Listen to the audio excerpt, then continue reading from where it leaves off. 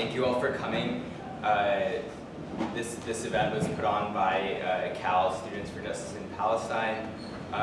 We're positively chuffed to have Rania Khalek here in Berkeley. We're all big fans. I'm sure that you are too.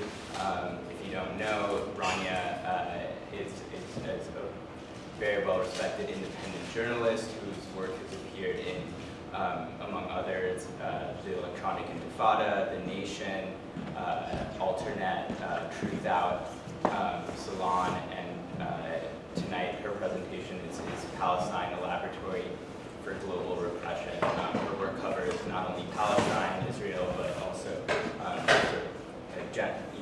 U.S. foreign policy, Islamophobia in the United States, mass incarceration, general sort of issues of racism, and I imagine that in the discussion that follows, we'll get into a lot of those connections that she's going to be pointing out in her presentation tonight. So Rania, thank you so much. Thank you for having me.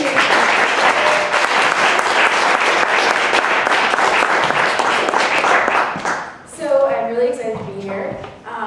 Thank you all for coming to hear me. And before I get really started on what I am going to talk about, I read this amazing article today in your student newspaper by a wonderful man called David Horowitz, who had some interesting things to say. The title was Reasons for Targeting Students for Justice in Palestine. A couple hours after that, I think we got a bomb threat for this event, so that was interesting.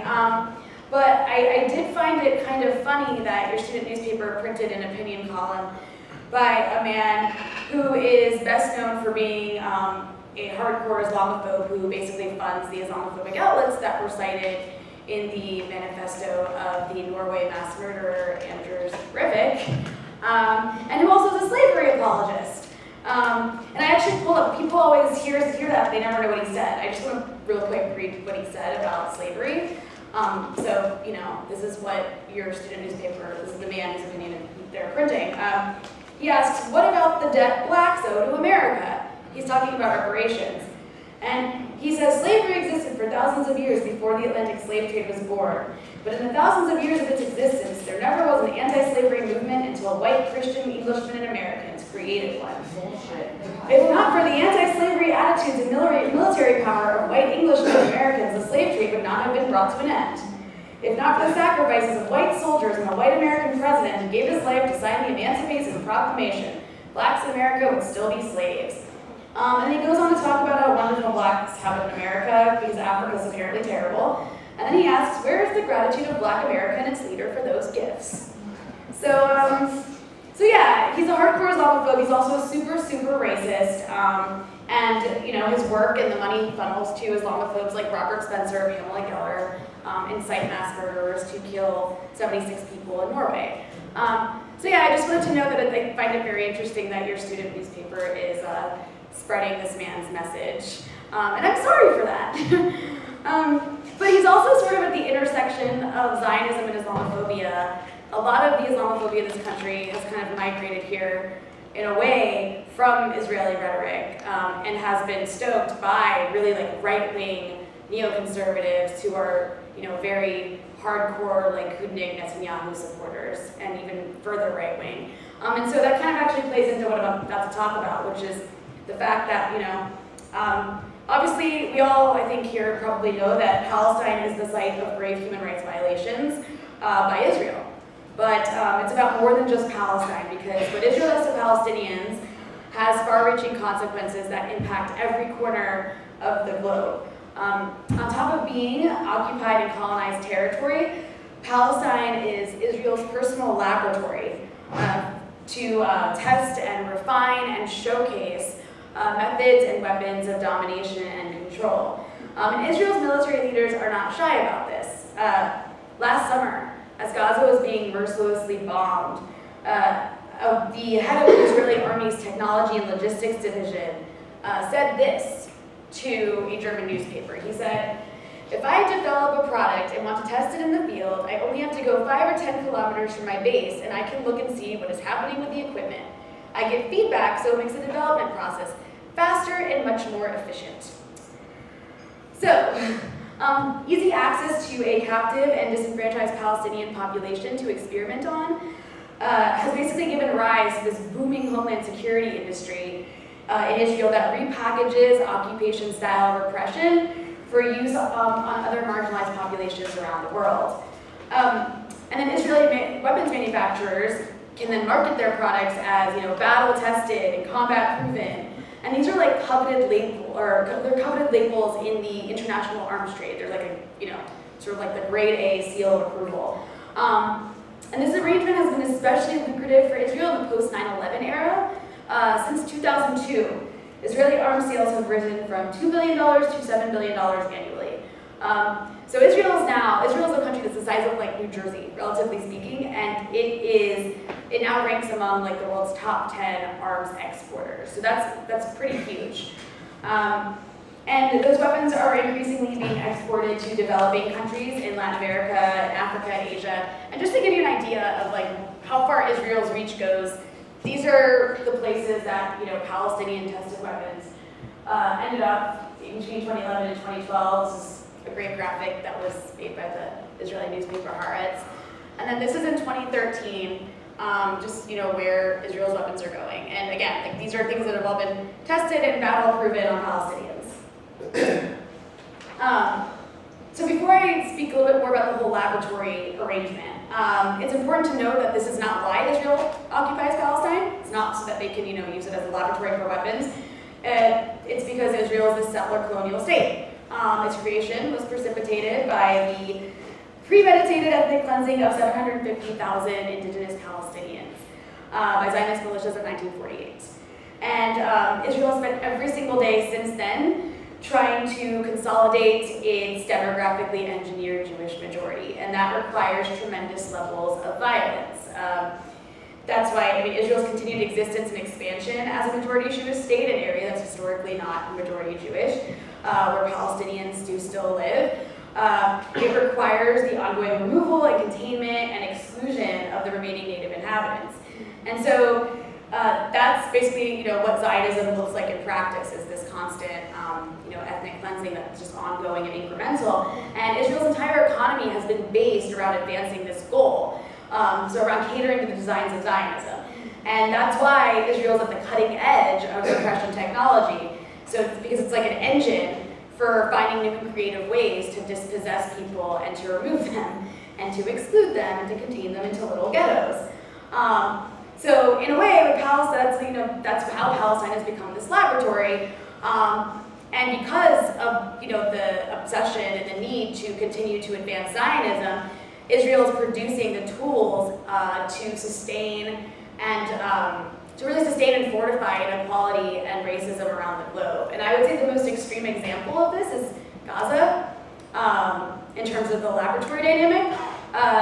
Gaza is basically like an open-air testing ground for Israeli weapons manufacturers. It's actually kind of like a playground for weapons of mass destruction. 80% of the 1.8 million people that live in Gaza are refugees whose families were forced out of present-day Israel. And they can't return because Israel won't let them because they're not Jewish. And so Gaza's become this kind of warehouse for surplus humanity. It's like a cage for racial outcasts, who Israel's determined are unworthy of basic rights. And unlike the West Bank, the people of Gaza have not been disarmed, and they've not been pacified. So they continue to resist Israel's settler colonial ambitions, and as a result, they are punished in a more harsh way than the West Bank is. They're punished by complete isolation with a land, air, and sea blockade. Gaza's been transformed into this giant ghetto that's surrounded by electrified fences, surveillance drones, remote-controlled machine guns, Navy gunboats, and the people of Gaza are subjected to periodic massacres, each one more brutal than the next. And in that process, Gaza has become, like I said, this playground for Israel's arms companies to test their products on, especially companies that produce drone technology. And we saw this play out last summer with Operation Protective Edge, as Israel called it, which killed over 2,200 Palestinians. The vast majority of them civilians, over 500 of them were children. And just to remind you of just how horrific last summer was, according to a recent report by the Associated Press, some 844 people that were killed while they were in their homes, the place that you're supposed to be safe in. 60% of those 844 people were women and children and elderly people. 280 of them were children, including 19 babies and 108 preschoolers. So these are the people that Israel is testing its weapons on. Preschoolers in their homes. Israel wiped out 90 families, completely, exterminated 90 families. 90 families were removed from the Palestinian civil registry in Gaza. And also, interestingly enough, 840 people, which is about 37% of the total that were killed in drone attacks alone, which is kind of a big deal. And just to show you, over the years, this is a chart that's made by Corporate Watch. Just over the years, people who died in drone strikes from Israel, and you can see each year the number goes up, the portion of people that are being killed in Gaza, more and more are being killed by drone strikes. Less than a month after this horrific slaughter, Israel held its annual drone conference, which was organized in partnership with the U.S. Embassy in Tel Aviv. This gave Israeli military firms the opportunity to showcase their products after having used them in Gaza. Many of them, in fact, were debuted for the first time in Gaza. So as Gaza was buried under 4 million tons of rubble, the death merchants responsible were parading around in the annual drone conference. I'm sorry, I just can't help but laugh because it's just so outrageous. They're parading around the annual drone conference, bragging about what they had done. And there's an Israeli defense trade publication. It's called Israel Defense Magazine that actually hosted the conference. And here is something that the editor of that magazine said. He said, "The war is an opportunity to cut red tape. Weapon systems that have long been under development suddenly became operational during the course of the fighting."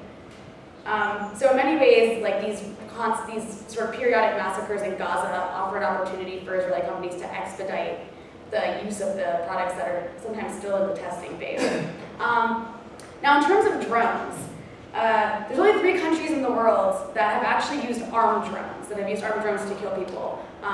That's the US, the UK, and Israel, which all have shared values. They've all excelled at settler colonialism. But Israel, of these 3 countries, has supplied the vast majority of drones around the world. Since 1985, Israel has been the source of over 60% of drones, which makes it the single greatest source of drone proliferation around the world. That's a huge feat for this tiny little country to be selling more drones than the United States of America. Now, what most people don't know is that Israel pioneered modern drone technology in a lot of ways. After suffering heavy losses in 1973 against Egypt, for the first time in its existence, Israel had this public backlash from the Israeli public. People were really, really upset. For the first time, they were losing a lot of soldiers. And as we all know, the Israeli public is very, very bad at handling soldier casualties. I mean, 1 soldier will be killed and 100 civilians end up being killed in retaliation. So it was in the aftermath of 1973 war. There's massive backlash, from the public. And so the Israeli government began investing heavily in drone technology in an effort to minimize the risk to its soldiers and to try and pacify any future opposition to its campaign of endless war and expansion and conquest. And so, as a result, the expansion of remote-controlled weapons has allowed for the sustainability of Israel's occupation and perpetual conflict with its neighbors. This drone technology was first used in Lebanon by Israel to actually help target people with bombs. It was one of the first countries, I think it was the first country to use it in combat this way. Eventually, those drones were actually used by the US, Israeli drones, in the first Gulf War. And then eventually, Israel started using the drones against Palestinians once they were forced to withdraw from southern Lebanon.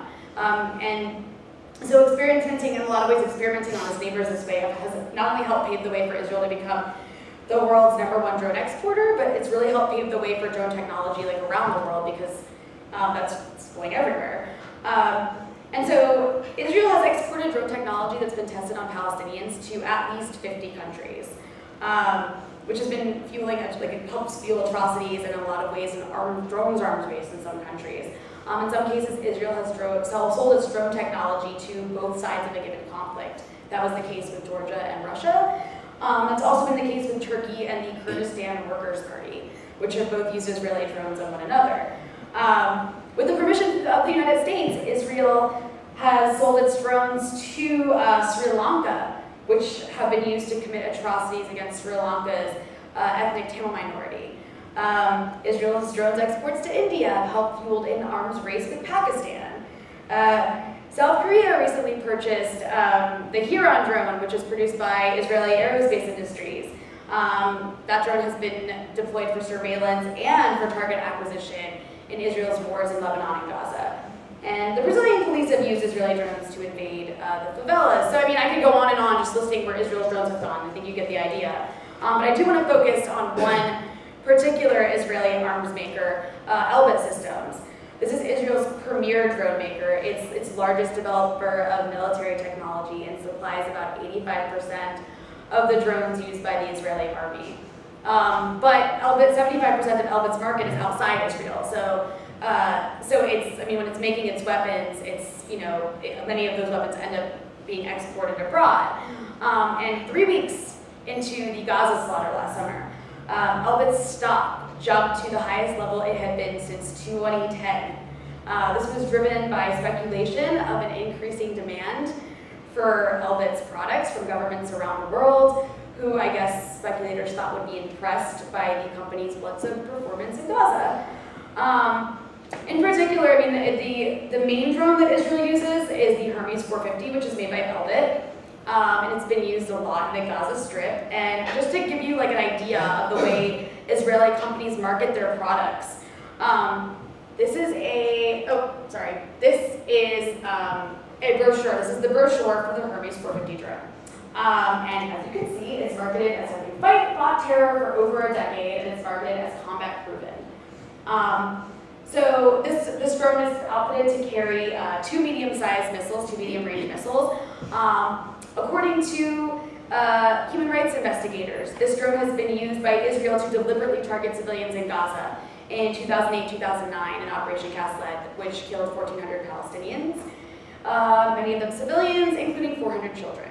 Elbit's drones were also used in southern Lebanon in 2006 and killed Red Cross workers and ambulance drivers and people fleeing their homes. And so when we talk about combat proven, that's what combat proven means. And just to make it a little more visual, here is the aftermath of a drone last summer. This is a photo that was taken by my colleague Dan Cohen, who I believe you guys heard speak a few weeks ago. The man who was driving this car was driving somebody who had been wounded to the hospital, and he did not know that it was a fighter, and so they were hits. And so this is combat proof. This is battle tested. When Elbit talks about combat proven and battle tested, this kind of stuff. I guess this is what impresses governments around the world. A government like Brazil, which purchased a fleet of Hermes drones to help crush the massive protests that erupted in Brazil against the World Cup last summer. Thales UK, which is a subsidiary of the French company Thales, which is the 11th largest arms producer in the world, signed this $1.6 billion joint venture with Elbit Systems to develop a new drone fleet for the UK military called Watchkeeper, which is a kind of a terrifying name. Watchkeeper is being modeled off of the Hermes 450 drone, which, by the way, the UK military has used in Afghanistan. The Swiss government's a big fan of these drones too. It purchased the Hermes 900 for $280 million last June. The Hermes 900 is like a more advanced version of the one you just saw. And it was actually field tested for the first time last summer. The Israeli military actually took it out of testing. It was still in testing and took it out prematurely to use in Gaza last summer. And it was nicknamed the Star. That's what they call it, the Star. It was the star of Operation Protective Edge. So that's like another example of how these bombing campaigns in Gaza expedite the testing of these products. It's not just drones. Israel Military Industries was this company that was dying. It was mired in debt. was basically on life support. The company's slump was so severe that the Israeli government was planning on privatizing it. That all changed after Gaza last summer. During Israel's military assaults, the employees of Israel Military Industries worked non-stop to ensure an endless supply of bullets and shells to the invading ground forces in Gaza. And here is what that kind of looked like. This is also a photo that was taken by Dan Cohen. And it just shows these were bullet casings marked Israel Military Industries that he found on the floor of a Gaza home in Beit Hanun. So Israel Military Industries also tested some of its products in Gaza last summer, including its super smart MPR 500 multi-purpose rigid bomb. That is a 500-pound precision-guided bunker buster bomb that's so powerful it can penetrate at a meter of reinforced concrete. This was being used on like the people of Gaza, on the beaches of Gaza, on the sand of Gaza, I guess to try and get to tunnels. But basically, after it was deployed for the first time last summer, this weapon was used in operational capacity for the first time. Demand for it went up like immediately skyrocketed, with $1.5 billion in back orders by early August. So as bombs were still falling on Gaza, like, I don't know who, but people around the world were so excited about this product, they ordered $1.5 billion worth of it. So basically, my point is that Operation Protective Edge last summer was like a 51-day-long advertisement for Israel's weapons industry. And in a lot of ways, because these products end up around the world, we can kind of look to Gaza for what's to come, right? So just to give you an idea of like what's going on now. So these are really creepy looking. This over here is what's called an unmanned ground vehicle, or a UGV. It's like basically a land drone. The name of it is Border Patroller. And it's made by a company called Genius, which is a joint venture between Israel's two biggest arms producers, Elbit Systems and Israel Aerospace Industries.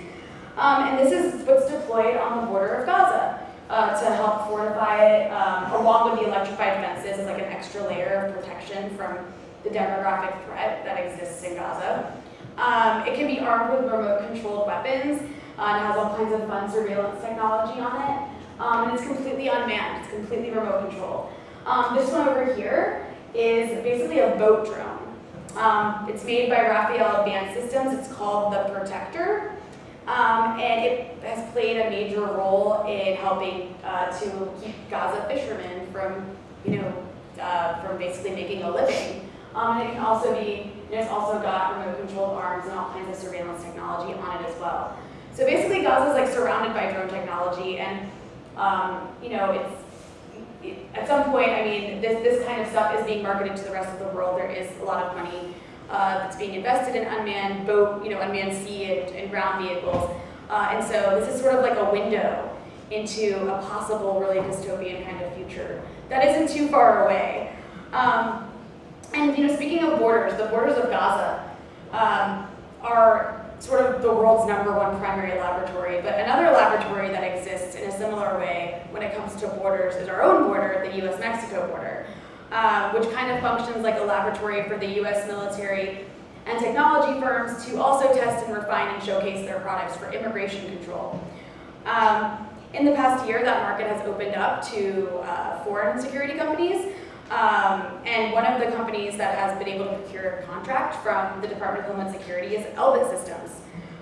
It was granted a $145 million contract by the US Department of Homeland Security around this time last year to help construct what they call a virtual fence of surveillance towers and motion detectors at the Arizona-Mexico border. And I actually saw these surveillance towers myself a few weeks ago. This is what they look like. It looks almost kind of benign. It looks almost like a cell phone tower, but it's full of all kinds of surveillance technology and motion detector technology that has also been used by Elbit Systems, the same company, to construct and maintain Israel's apartheid wall, which snakes through the West Bank and has been deemed illegal by the International Court of Justice. I call it a racial purity tower, because that's what it's used for in the West Bank. It's used for, it's used to keep Palestinians contained in their little cantons, and keep them out of settlements, right? The purpose of the apartheid wall in Israel, you'll constantly hear that it's for security purposes to keep suicide bombers out, but Benjamin Netanyahu himself has said that it's to prevent demographic spillover, which is the language he uses of Palestinians, demographic spillover of Palestinians. So the technology that is used to keep, I guess, Palestinians from contaminating the Jewish purity of Israeli settlements and of Israel proper has been, has migrated to our own border, and it has a similar function there too. It's to keep out demographic spillover, right? But it's to keep out demographic spillover of, in this case, Latinos.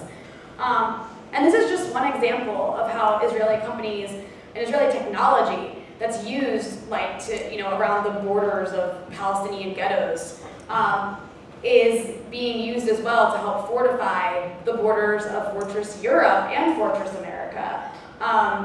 Israeli companies like Elbit, and then also NICE systems, that's another one, the aeronautics defense systems, and lots of others that would take me hours to list, have been contracted to be used at European borders to basically keep out undesirables, if you will. In the case of Europe, it's usually poor black and brown, typically Muslims who are fleeing death and destruction in the Middle East and in North Africa. We constantly hear about these boats full of migrants that are sinking in the Mediterranean. And so these are the people that Europe is keeping out with this technology. So Israeli technology that restricts the movement of Palestinians is being used to, I guess, keep the purity of Europe and America intact. So it's kind of like Israel's facilitating border apartheid around the globe. And then of course it's not just weapons and border technology, it's tactics as well, right? So the Bush administration vigorously opposed Israel's targeted killings of Palestinians during the Second Intifada, which is kind of hard to believe because now the Obama administration has embraced targeted killings as basically the centerpiece of its counterterrorism strategy. In the past, it was killing hundreds of people in Yemen, and Pakistan, and Afghanistan, and Somalia, and more Iraq. Now we're going to Iraq again. 3.5 years ago, the U.S. government extrajudicially murdered a man named Anwar al-Awlaki, who was an American citizen, with a drone strike in Yemen. The Obama administration insisted that al-Awlaki was a terrorist mastermind, but he was never charged with the crime, and the White House refused to disclose the legal reasoning behind murdering him without a trial. But thanks to a Freedom of Information Act request, or lawsuit, a redacted version of the DOJ kill memo, as it's been called, that outlines Obama's rationale for killing American citizens abroad, without trial is now public. And in that kill memo, a 2006 Supreme Court decision by the Israeli Supreme Court, I should say, a 2006 Israeli Supreme Court decision is cited to justify America killing American citizens abroad. In that decision, Israel's high court ruled that targeted assassinations of hundreds of Palestinians since the start of the Second Intifada were legal and did not violate international law. So the kill memo, the US kill memo, cites this as the basis for why it's okay to kill an American citizen without trial. In a lot of ways, it really shouldn't come as a surprise that the US is echoing Israeli rationale to validate its own belligerence in the war on terror, which happens to bear a striking resemblance to Israel's decades-long war on Palestinians and their neighbors. And in a lot of ways, Israel basically invented targeted killings. And I mean like Israel actually invented targeted killings, not like Israel invented hummus or Israel invented Twitter or like whatever else Israel says it invented. This is basically an Israeli, I don't know why it's cutting off at the bottom, so I apologize for that, but this is in 2009, this guy named Daniel Reiser, who's the former head of the Israeli Army's International Law Division, had this to say about targeted killings. He said, international law progresses through violations. We invented the targeted assassination thesis and we had to push it. At first, there were protrusions that made it hard to insert easily into the legal molds. 8 years later, it is the center of the balance of legitimacy. So, unfortunately, he's right. Israel's assassinations in Gaza are so common now that no one really bats an eyelash when Israel kills people. And this is not even when Gaza's being bombarded mercilessly. It's like just periodic, in the in-betweens. Israel does these targeted drone strikes and still ends up killing lots of civilians.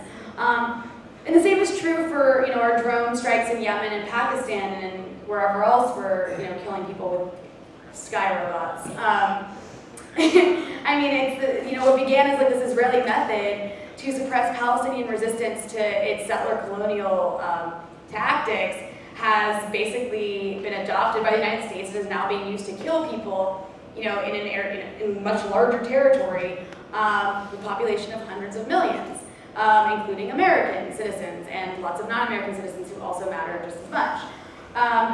So this is what happens, right? When Israel is allowed to do things with impunity, it basically pushes the goalposts, it pushes the boundaries of international law. And then we end up having situations like we have now. And I mean, it's not just America. It was recently revealed that Israel is training death squads in Kenya. Kenya's General Service Unit, it's this paramilitary wing of the Kenyan police and military, is using the, quote, Israeli rulebook for targeted killings of Muslim clerics, using intelligence that's fed to them by the US and the UK. Isn't it funny how the US and the UK and Israel are just constantly the three of those are always working together. But yeah, this is what happens when countries like the United States and Israel are allowed to continue to push the boundaries of international law with impunity. And it's not just with targeted killings. I mean, this has also happened with torture. We recently saw in the Senate report that was released a few months ago by the Senate, is 600 pages long, showing the CIA's justifications for torture, just showing all this information about this network of torture dungeons that the CIA created in the aftermath of 9/11. And in that report, the CIA cites Israeli court rulings to justify its post-9/11 network of torture sites. Basically, the Israeli, it quotes, it cites Israeli rulings that were used to justify torturing Palestinians, to justify torturing people in our own war of terror. But this, it's not limited to foreign policy either. Israel also impacts what's happening domestically.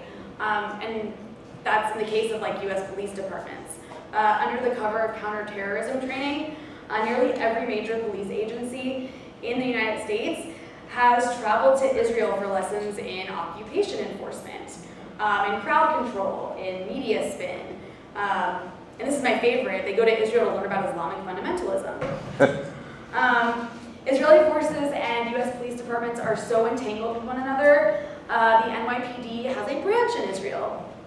The NYPD in Israel are actually that's probably the closest, that's probably Israel's best friend when it comes to police departments. And because of that relationship, the NYPD's demographic unit, which you might remember spied on Muslims, was modeled in part on how Israeli authorities operate in the West Bank. That unit has since been disbanded, but the NYPD-Israel relationship is still very, very strong. And there's a reason that these close ties are being forged. They're being forged between Israel's security apparatus and U.S. police departments by an assortment of Israel lobbying organizations. One of them is the Anti-Defamation League, which, by the way, has a history of spying on Americans and of producing these annual blacklists of organizations that are anti-Semitic because they are mean to Israel. The ADL boasts of sending more than 175 senior law enforcement agencies from the U.S. to to their National Counterterrorism Seminar. This is an annual, week-long Israeli training camp where U.S. law enforcement executives I'm quoting from the ADL, take lessons they learned in Israel back to the United States.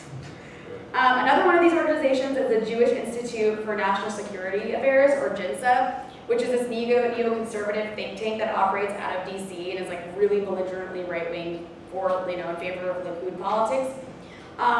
They've hosted some 9,500 law enforcement officials since 2004 on trips to Israel. There's also the American Jewish Committee's Project Interchange. That's another one that does these propaganda trips to Israel and does these trips for U.S. law enforcement. And so, to give you an idea of how U.S. police feel about these trips, here are just some things that they've had to say after going on them. So, Israel is the Harvard of anti-terrorism. That's the former police chief of the Capitol Police.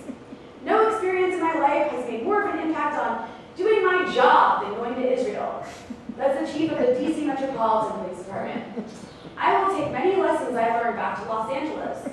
that's a commander in the LAPD. I picked up a few ideas on things we could do with our system that they currently do. That's the Fresno police chief, who actually, that was from last November, visited Israel, and he actually said this after going to Gaza, after seeing the, not going to Gaza, after seeing the border with Israel and Gaza. He said, I want to do some of these things where I live. I'm not sure what he was talking about, but he was very, very impressed by what he saw at the border of Gaza. But the point is that, this should disturb us, right? Like Israel's this apartheid state that's excelled at ethnic cleansing and war crimes, and our own police departments, which are already have serious issues with racism and shooting people who are unarmed, are taking lessons from Israel. That should disturb us. Unfortunately, we really don't know the extent of what our police departments are learning, because no one really wants to look into this. The media never touches the story. It's allergic to the story. But one thing that should be noted is that these U.S. law enforcement trips to Israel, they also serve as marketing opportunities for Israel's homeland security companies. And last year, the LAPD went on this sort of taxpayer-funded trip to Israel with a bunch of its senior law enforcement executives. And the officers toured various Israeli companies, like various Israeli homeland security company headquarters, and they fell in love with drones. They literally made a wish list, and they told media outlets, they were like, yeah, this was on our top, this was on the top of our wish list, and what they were talking about was a drone called the Hovermast, which is a drone developed by an Israeli company called Sky Sapiens. That's not as important as what the Hovermast is. So I just want to tell you that this is how this drone is marketed on its website. It says, whether your mission is locating illegals, attempting to cross your border, crowd control at a political rally, or perhaps increasing security at your local electricity plant, Sky Sapiens' Hovermast combines engineering genius, yada, yada, yada. But basically, this is the kind of technology that LAPD goes to Israel and gets really excited when it sees a drone that's advertised as catching illegals. But so, in terms of how this plays out on the ground, we saw some of the consequences of Israel's influence on American policing in Ferguson, Missouri last August after Darren Wilson shot and killed Michael Brown. The world, we all, I think, watched on our TV screens as people were protesting this murder of one of their children. We watched the St. Louis Police Department launch a military-style crackdown on the residents that were protesting.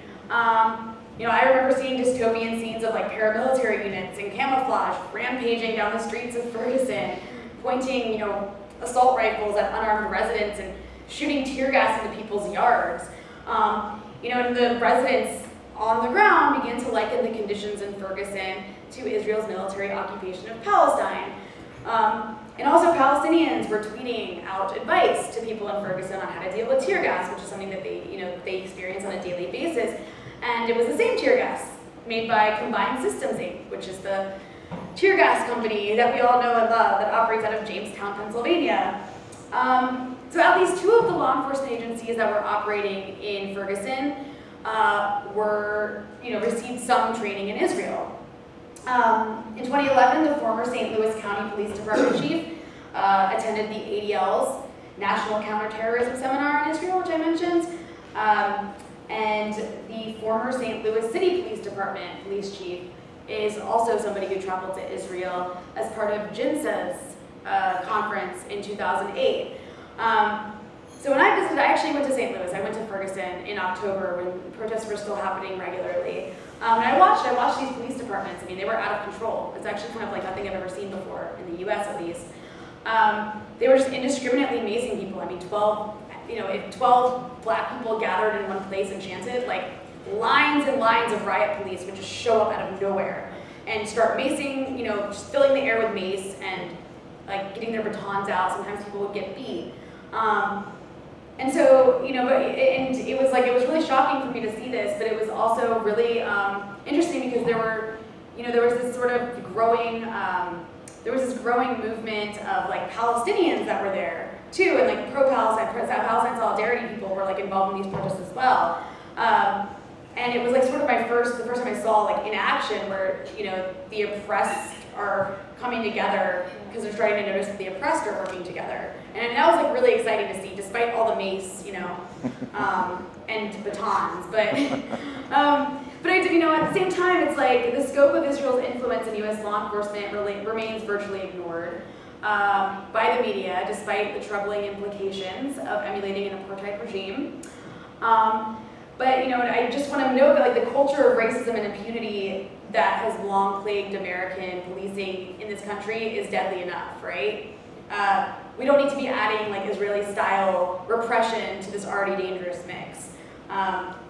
So I think that's important to like recognize, regardless of the fact that, you know, U.S. police are racist and they're awful, but you know, we don't need Israeli racism involved in that as well. But just to like end on this note, you know, as long as Israel's economy is shaped by the subjugation and elimination of Palestinians, it's going to continue to function as a factory for cutting-edge repression technology that sustains and reinforces racism and inequality and white supremacy around the globe. And that's why dismantling Zionism and dismantling settler colonialism in Israel-Palestine is so necessary to any endeavor for equality-minded anti-racists. The battle for justice for Palestine is global. It impacts so many people. And the situation for Palestinians in particular is more urgent, I think, than it's ever been.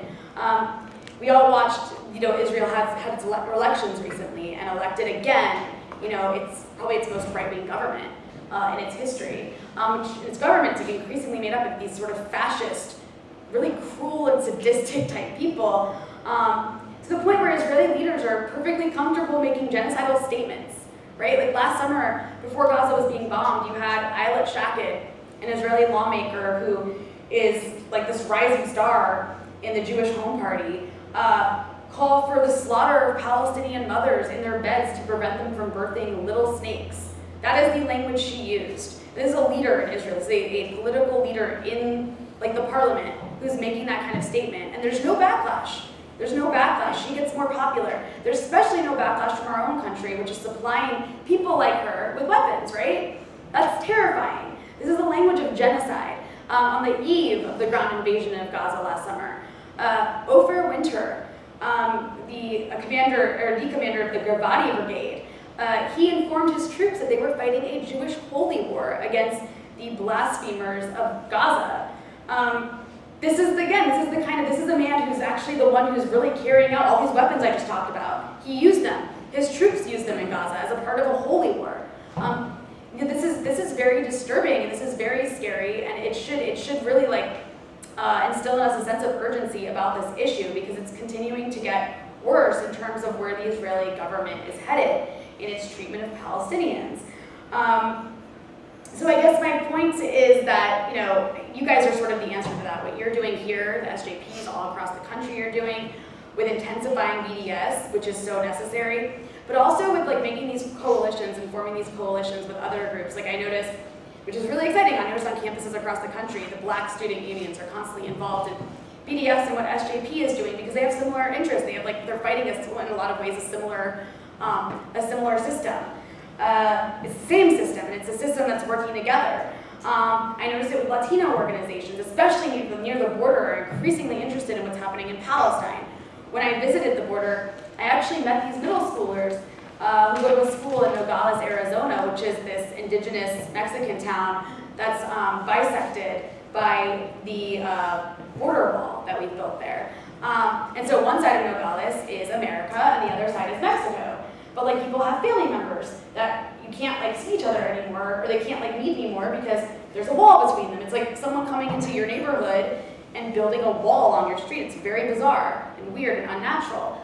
And so these students, these middle school kids, are part of this program where they actually like Skype with Palestinian kids in Hebron, Palestinian students in Hebron, and they talk about the similarities of their situations, and they're aware, these students are aware that Israeli technology is being used to hurt their family, to like keep their family out because they're, you know, of the wrong ethnicity or the wrong class, because they're poor Mexicans or poor Latinos from, you know, Central America. So that's really exciting, and I think that's where the answer lies. It's like the oppressed are working together, and I see the oppressors are working together, and I see the oppressed working together, and I think that that is really rattling the establishment in a very significant way, because I know they're not going to ever face any real pressure to dismantle Zionism, to dismantle apartheid in Israel from the top, and it's coming from the bottom. And so keep up the amazing work, and I hope you intensify BDS. Thank you.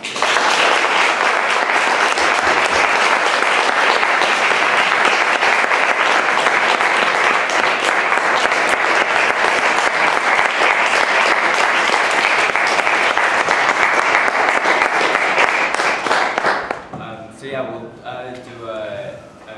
we have quite a bit of time, so we'll just do a round of questions and be able to maybe explore some more of the details of the topics that have been brought up. So just raise your hand. I'll make sure to call on you. Okay, my question is about. So you mentioned that a lot of the U.S. documents, including the Torture Report, cite Supreme Court opinions. I'm wondering how much of sort of our Supreme Court opinions, or sort of the work that the United States government does with torture, be it Abu Ghraib, et cetera, like the entire colonial project, right? How much of that is mobilized in sort of Israeli intellectual work or even government work to justify what they're doing? That's actually a really good question. Last summer, early summer, there were prisoner hunger strikes, Palestinian prisoner hunger strikes, of political prisoners. And Netanyahu actually started to threaten to force feed them. And when he was pushed on why, and like, isn't that illegal, he said, well, the US is doing it in Guantanamo. So there is this back and forth. There's like this back and forth of feeding one another with justifications. Absolutely. And it happens with police as well. I mean, there are police departments in this country, like in Atlanta, there are Georgia police departments that every 2 years, as a part of an exchange program, travel, every year they travel to Israel, they'll travel to Israel, but every 2 years, Israeli police actually come to Georgia, come to Atlanta to learn about, how they operate the drug war against Black people here. So they're sharing, methods of war crimes, they're sharing methods of racism, and it's like the oppressors are working together. And so that's a great question, and absolutely, it gets a back and forth for sure. Yeah, Matt. How do you feel about ISIS in regards to that they have attacked pretty much every Muslim country except Israel? In regards to that, and your experience and your work, what do you think is the correlation between that? I think that, I'm not at ISIS meetings, but if I had to guess, I think that ISIS appears to be invested in a project of, taking over vast areas where they have populations that might be sympathetic to them, oppressed populations that might be sympathetic to them. They're really invested in the Iraq, Syria area. I don't know why they haven't attacked Israel, but I do know that they share a lot in common with Israel. I like to call Israel the Jewish state of Israel, the Levant, or Jaisal. They do. It's striking. The similarities are very, very striking. They both behead people. Israel does it with drones and precision-guided weapon systems. ISIS does it with daggers, but the end result is the same. They both claim to be acting out in the name of a religion, using a religious text to justify their atrocities. They're both ethnically cleansing territories of people that they feel are impure or not of the right religion. Neither has internationally recognized borders. They both want to attack Lebanon. But no, the point is, I don't know. That's a good question. I don't know. I don't want ISIS to attack Israel. Not saying it either. I don't know. But if I had to guess, I would say it's because they have shared values. Yeah. I really appreciate sort of what you're bringing out about the unity of the oppressed, since obviously there's a cross-pollination of the oppressors, the importance of different groups of oppressed people, seeing the struggle, seeing the system and system. And I was wondering, I had heard about the folks in Palestine telling people in Ferguson how to deal with tear gas attacks and things like that. I was wondering if you had any other like specific stories of how that kind of cross-pollination brought inspiration and helped bolster these struggles against repression. I mean, yeah, there's a lot. There's so many stories. I mean, a lot of it, there's always been, especially like with Black liberation in this country, there's always been a connection with Palestine. There's always been like a back and forth, but it's sort of been dormant for a while. And Ferguson really sort of recharged that. And so now there's all this activism from, racial justice organizations, predominantly people who are Black people in this country, around Palestine. And then there's also Palestinians are starting to learn a lot about Black oppression in this country. Recently the Dream Defenders took a delegation to Palestine, which I thought was really, really cool. And they basically toured around and saw everything there and met with people. There's also Palestinians that have come here. Last year, there were Palestinian students from Versailles University that every year they do this education tour in the U.S. and they visited Ferguson, and I thought that was really cool. They visited with the families of people who had been whose family had been killed by police in Ferguson. So and recently, just to cite one story specifically, in Missouri there was the Missouri History Museum. I don't know if anybody heard about this here, but the Missouri History Museum was supposed to host this panel discussion about interconnection, and it was about intersectionality. It was about solidarity with Mexico, with the 43 students who were kidnapped by police in Mexico, and Palestine and Ferguson, and those three issues. And everything was going as planned. The Missouri History Museum often hosts very radical sort of anti-police brutality, pro-Ferguson stuff. But 2 days before the event, the Missouri History Museum told the organizers that they basically gave them an ultimatum. They said either lose the Palestinians on your panel and cut out Palestine as a topic, or find a new location. And it ended up being because they were pressured by the JCRC, right, the Jewish Community Relations Board, something like that. I can't remember the acronym, but they were threatened, or they were pressured by them to not do this event because of Palestine, or to get rid of Palestine as a part of this topic. And so the organizers said, no, absolutely not. We're not going to censor ourselves. You don't get to decide what our dialogue is going to be and what our community gets to talk about. So they said, okay, fine, it's canceled. And they ended up putting on a big protest outside the museum, and it actually ended up bringing more attention to the issue. So there's just been so many things like this that have been happening where just this solidarity is growing. And people, there's always been this there's been this sensorial forces around the issue of Palestine, even among organizations that have maybe wanted to do something involving Palestine. But since Ferguson, it's nobody's really putting up with that anymore. And I think it's great. I think it's wonderful because there's so much, there's so much to be done around these two issues. And it's really, just the fact that they wanted this canceled shows that it is really rattling the establishment. And the ADL, the Anti-Defamation League, which is supposed to be this anti-racist organization, has issued several statements about Ferguson. And each one has been to condemn the comparison between Ferguson and Palestine. Or to condemn an athlete, a Black athlete, who has decided to compare the two, as somebody who, and so this is what we're seeing happening, and it's very exciting, and I think it's going to continue to grow, and I think that hopefully there's going to be more direct actions out of these two communities coming together. Yes? I have something to say to all of you, only because of my age. When I was young, a teenager in the 70s, and apartheid Africa, South Africa was going on, my mother, I came from a very poor Mexican family. We had 14 kids in our family. We had a mother and father, but I had a stay-at-home mother, and she was not educated. She never even drove. But my mother posted a list on the fridge, and she said, we will absolutely not do business with these people. We won't buy these products, and we boycotted South Africa because of apartheid. And it helps and it works, and it takes everybody. But if you do it, it's a slow, grinding process, but you can't give up. You have to talk to people. I talk to people at Starbucks in my neighborhood all the time.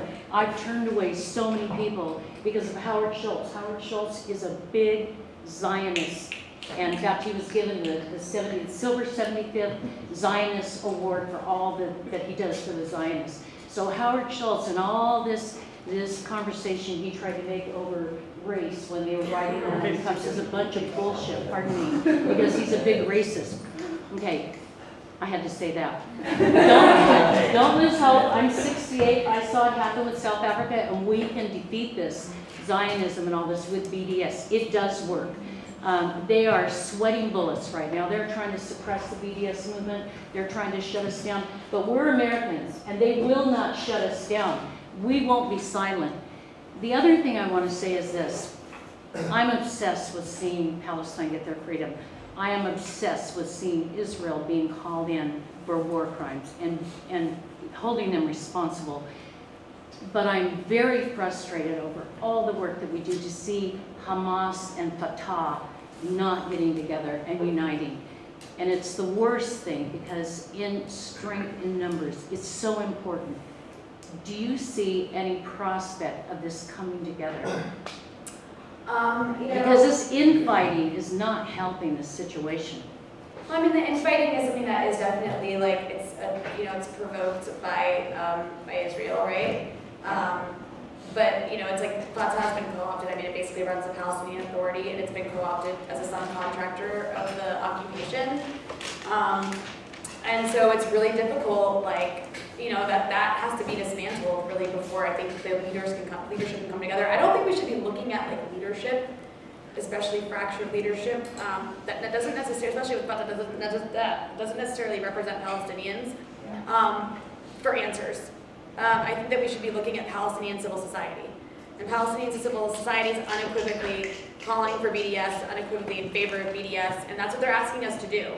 And so we should, I guess, we should be looking to them. That's, I think, where the hope lies. I don't think it lies with, these factional divides and these leadership and waiting for them to come together. Yeah. This is kind of off topic, but, how do you get into it? You've been in Palestine, as a journalist, do they give you shit and, security threat, or do they give you shit because you're, out there exposing your crimes and whatnot? Gaza and whatnot. I actually haven't tried to get in before. Oh. So we'll see. I'll let you know. Hopefully I'll try this year and maybe I'll have a story for you after that. That's a great question. In the corner. How do you respond to people who try to undercut what you're exposing about Israel by calling it anti-Semitic? I mean, that's such a cliche argument. Sadly, that label has been reduced and just emptied of any meaning whatsoever, that it doesn't really work as an argument anymore. So it's I don't even really have to argue against it. And a lot of times the people who are saying that are, in my opinion, anti-Semites in their own. They claim to be, they claim Israel represents all Jews. They claim, Israel, they claim divesting from Israeli weapons or divesting from U.S. weapons manufacturers is somehow anti-Jewish. They make the most ridiculous arguments as it is. So, but yeah, it's something that you don't even have to. And also, I'm an independent journalist. It's no one's gonna fire me. So I don't really have to worry about being called an anti-Semite the way that a lot of other people do if they have their jobs on the line. In the case of Steve Salida, right? So luckily I don't really have to deal with that too much. But yeah, unfortunately they've really emptied it of a lot of meaning, and that's sad. One of the things that seems that's happening is that a lot of people on the ground are getting information for the first time. So a lot of people are learning about the evils of Zionism and the atrocities that have been done for decades in Palestine. At the same time that good movement is happening, it seems like there's something negative happening, and the death grip that Zionism has, not only on the Israeli government, you see it drifting more and more to the right, more and more fascist, but also on America and on Western governments, Western media, that death grip is getting more and more solid. Do you see that happening? Even Sheldon Adelson, the power that he's wielding in the American election process, do you see that is something that's doomed to break down in a while, or is Big Brother getting stronger? So I'm not sure what you're asking, about the media or? Media, and maybe government? So I think that there's something interesting happening right now. With Israel, it's becoming a partisan issue in a way that it hasn't been before. So I do think that its grip on like the right wing of America is definitely stronger.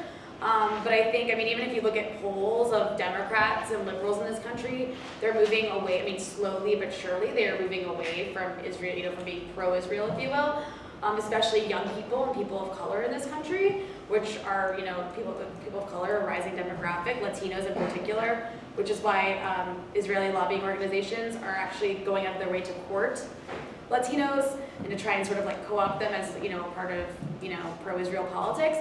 But regardless, I mean, especially with what we just saw with Netanyahu coming and like giving this speech to undermine our sitting president's foreign policy with Iran, and you know, like the sort of hatred between those two on like a personal level, we do see like Israel is becoming like a part of the culture wars. I mean, when we see protests, there's like these anti-Islam protests sometimes that happen in places like Texas, which is like a breeding hotbed of extremism in this country. We see these like anti-Islam protests happen, and I mean, every time I see pictures from these protests, there's always like these people who are like, Obama's a Muslim, and they're like holding an American flag and an Israeli flag.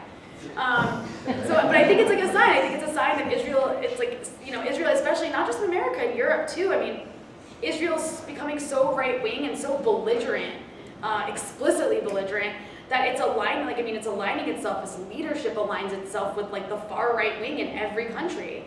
Whether it's like the far right wing parties in France, like the National Front, or like the far right wing parties in, you know, the far right wing protesters of Pegida in Germany, who also like are like always waving Israeli flags at their like, you know, KKK rallies. I don't yeah, it's like, so I don't necessarily see it that way. I actually do think that it's going slowly, like more slowly than it's happening on the ground.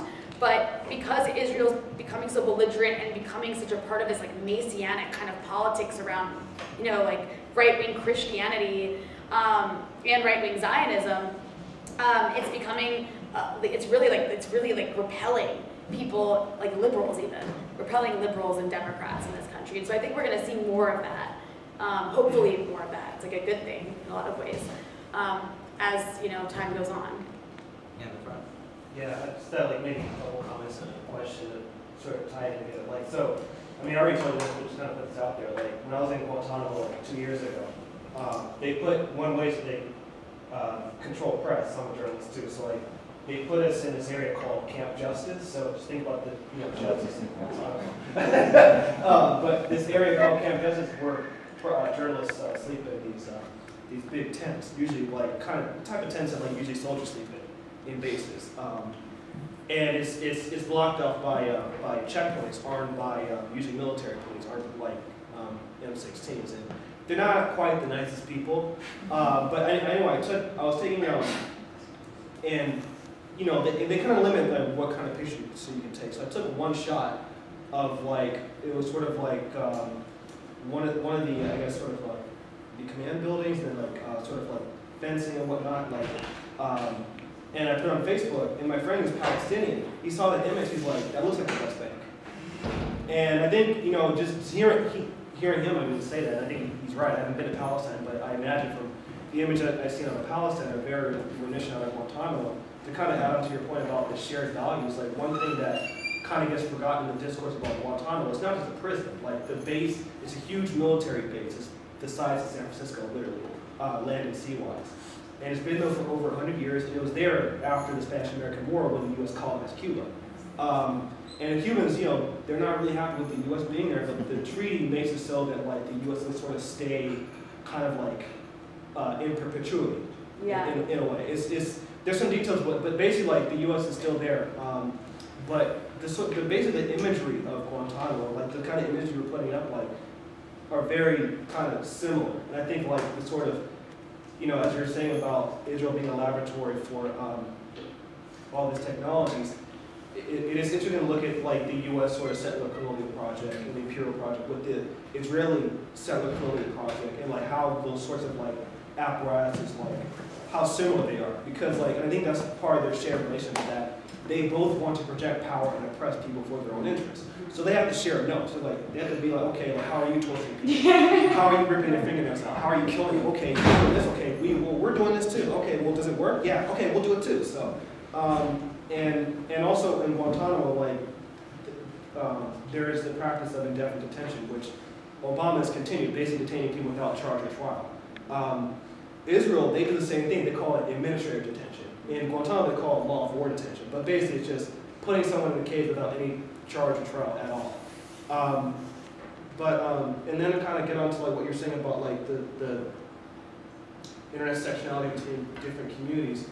One thing that's sort of surprised me about the Congressional Black Caucus, and to kind of preface this, like I think the Congressional Black Caucus are like a bunch of sellouts, honestly.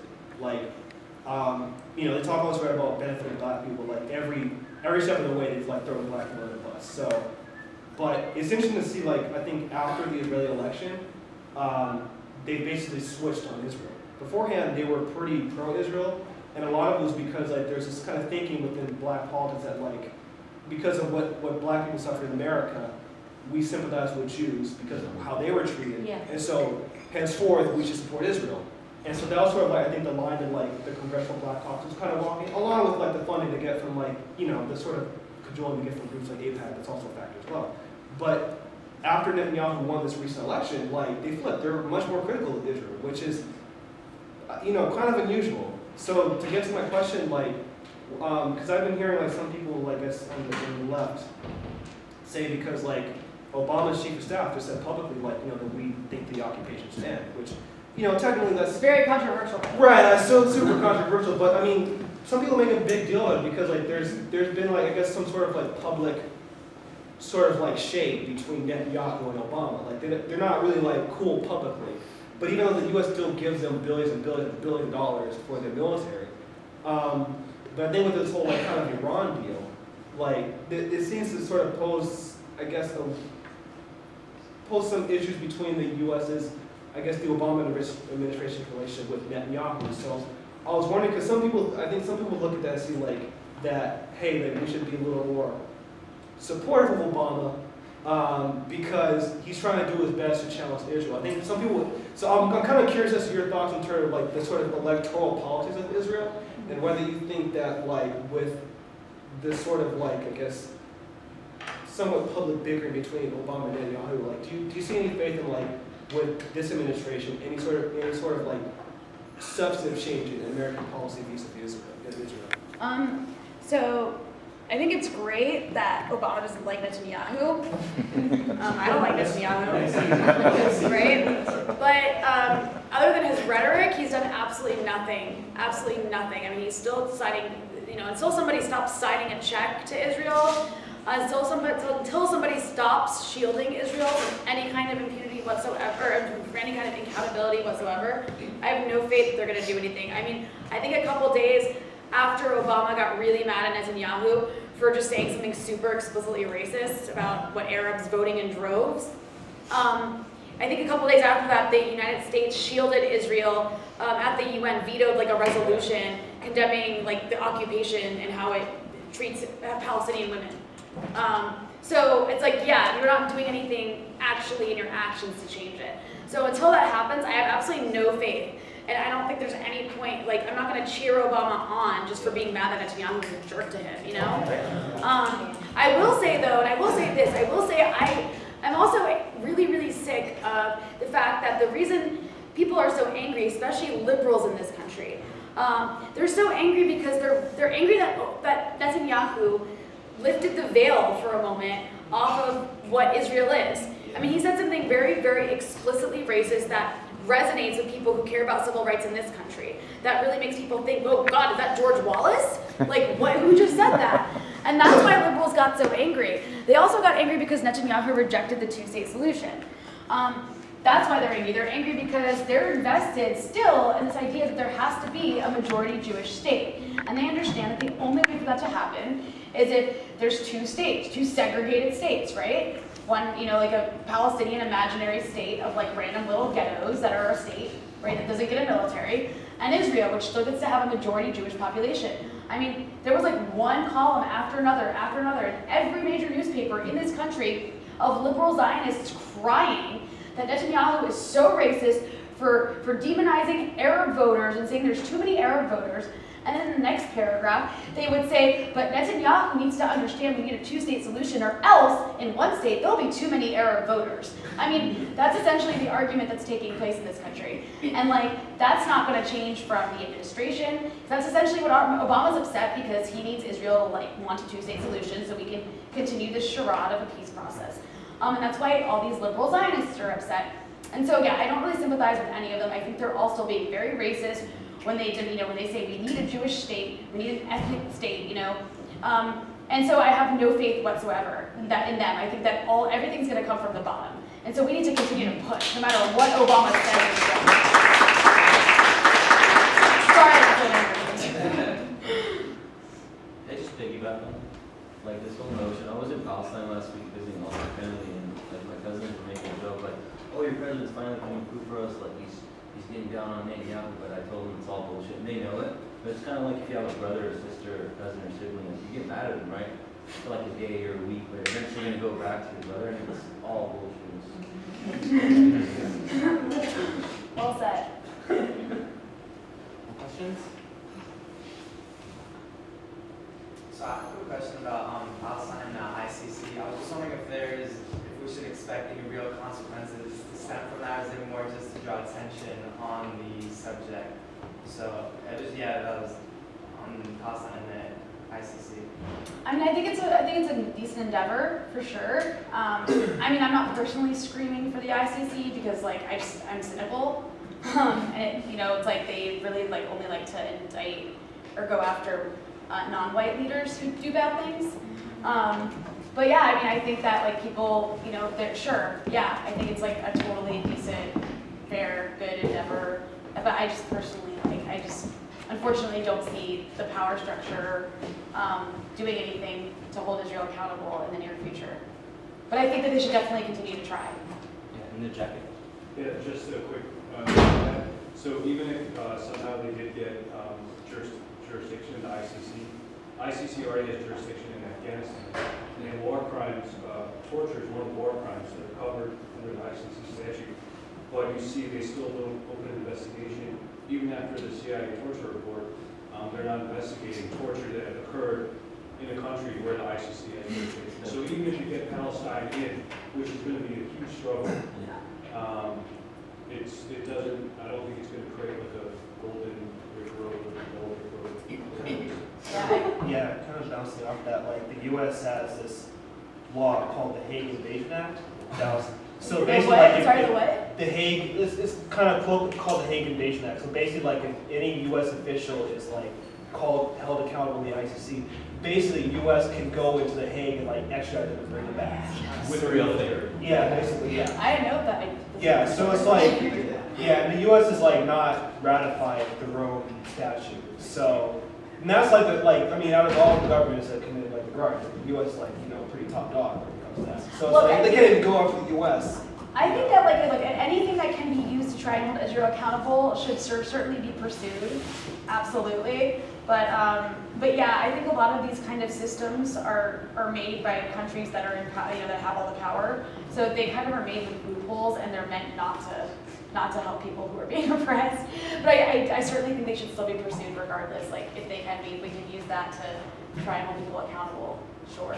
But that's hilarious. Yeah, it was passed, yeah, because Clinton signed the Rome Statute, and I think when Bush got in office, after 9/11, they passed that act.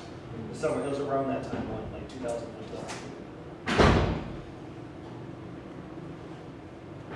just want to say one thing. We watched maybe a lot of documentaries about Palestine and Israel, and like we come and listen to people like Rania, and thank you for coming.